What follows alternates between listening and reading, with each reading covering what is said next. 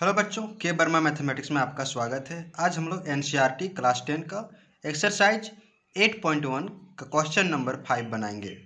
बच्चों, इसमें दिया है कि sec theta equal to 13/12, calculate all other trigonometric ratio.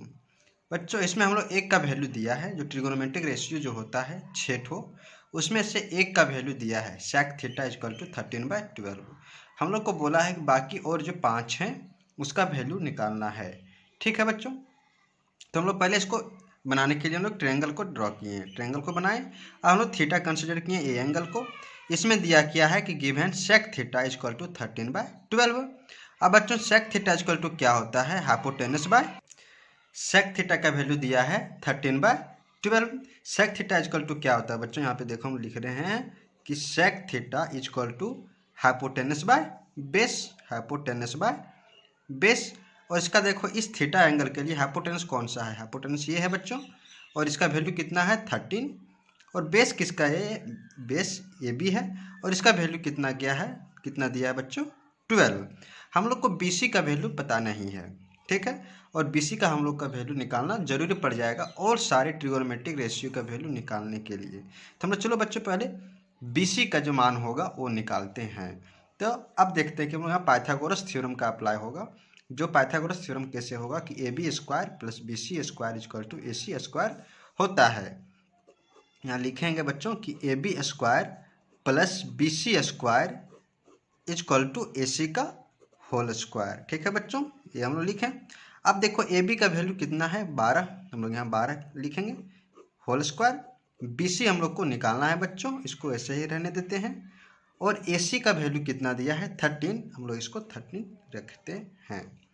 अब देखो बच्चों, 12 का होल स्क्वायर करते हैं, कितना हो जाएगा? 144, 144 प्लस बी सी रहने दो इक्वल टू 13 कितना हो जाता है बच्चों? 169 हो जाएगा। 13 को 13 से मल्टीप्लाई करने पर और फिर 13 का होल स्क्वायर करने पर कितना होता है बच्चों? 169।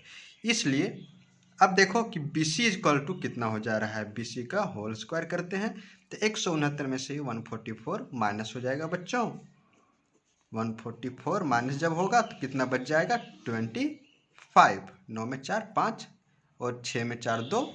ठीक है बच्चों, 25 बच गया।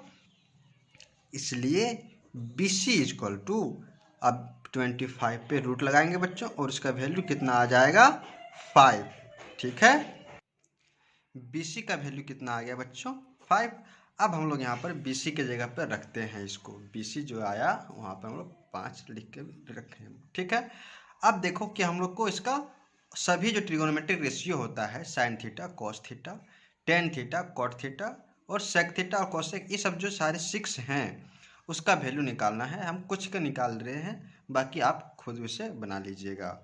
हम लोग पहले साइन थीटा का वैल्यू निकालते हैं। साइन थीटा इक्वल टू क्या होता है? Perpendicular by hypotenuse. तो अब देखो कि इस थीटा एंगल के लिए परपेंडिकुलर कौन सा है? इस थीटा एंगल के लिए परपेंडिकुलर 5 है और हाइपोटेनस का वैल्यू कितना है? 13 है। तो हम लोग साइन थीटा इक्वल टू लिखेंगे 5/13। कितना लिखेंगे बच्चों? 5/13।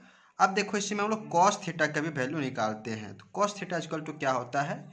Base by hypotenuse. तो बेस कितना है बच्चों? यहाँ पर देखो 12 और हाइपोटेनस कितना है? 13। तो हम लोग लिखेंगे यहाँ पर 12/13। ठीक है, और यहाँ पे हम लोग लिखते हैं टेन थीटा का value. Tan theta equal to क्या होता है? Perpendicular by base. तो अभी इस एंगल के लिए परपेंडिकुलर देखो कौन सा है? 5 और बेस कितना है? 12। तो हम यहाँ लिखेंगे 5/12। ठीक है बच्चों, हम 3 का निकाल दिए और जो बच गए वो आप खुद निकाल के बनाइएगा बच्चों। ठीक है, तब तक के लिए धन्यवाद।